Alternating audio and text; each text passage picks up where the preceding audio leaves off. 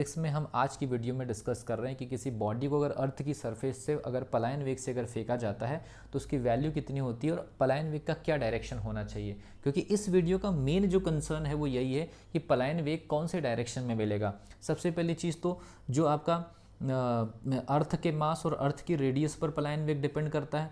दूसरा, अर्थ का जो ग्रेविटेशनल एक्सेलरेशन है वो और अर्थ का जो रेडियस है उस पर डिपेंड करता है। तो कई बार तो इन दोनों फॉर्मूले के ऊपर लॉजिकल क्वेश्चन बन जाते हैं। और कितनी वैल्यू होती है अर्थ के सरफेस पर किसी भी बॉडी के लिए जो पलायन वेग की, वो होती है आपकी 11.2 किलोमीटर प्रति सेकेंड।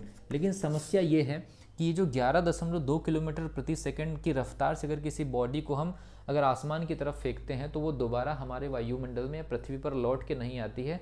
उस स्पीड को ही हम क्या कहते हैं, पलायन वेग कहते हैं। सवाल ये है कि किस डायरेक्शन में फेंका जाए। आपके पास में इतने ऑप्शन हैं, ए डायरेक्शन में, बी डायरेक्शन में, सी डायरेक्शन में, डी डायरेक्शन में या फिर ई डायरेक्शन में।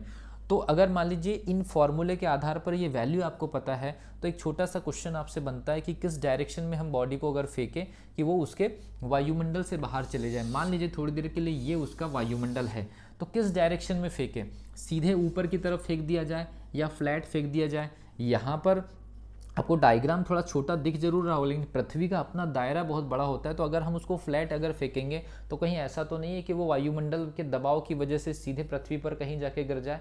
तो मैं आपको बता दूं, इस स्थिति में पलायन वेग की इस वैल्यू पर 11.2 किलोमीटर पर सेकंड की रफ्तार पर अगर किसी बॉडी को पृथ्वी की सतह से किसी भी सरफेस की किसी भी डायरेक्शन में फेंक दिया जाए, फ्लैट अगर फेंक दिया जाए, अगर आसमान की तरफ किसी भी एंगल पर फेंक दिया जाए, और ये वैल्यू अगर यहाँ पर 11.2, यहाँ पर 11.2, यहाँ पर 11.2, या पर यहाँ 11.2, यहाँ 11.2, किसी भी डायरेक्शन में अगर 11.2 किलोमीटर पर सेकंड की रफ्तार से अगर बॉडी को फेंक दिया जाए, तो चाहे आप फ्लैट फेंकिए, चाहे ऊर्ध्वाधर फेंकिए, चाहे किसी एंगल पर फेंकिए, याद रखिए जो ग्रेविटेशनल इफेक्ट है उसको बॉडी पार कर जाएगी।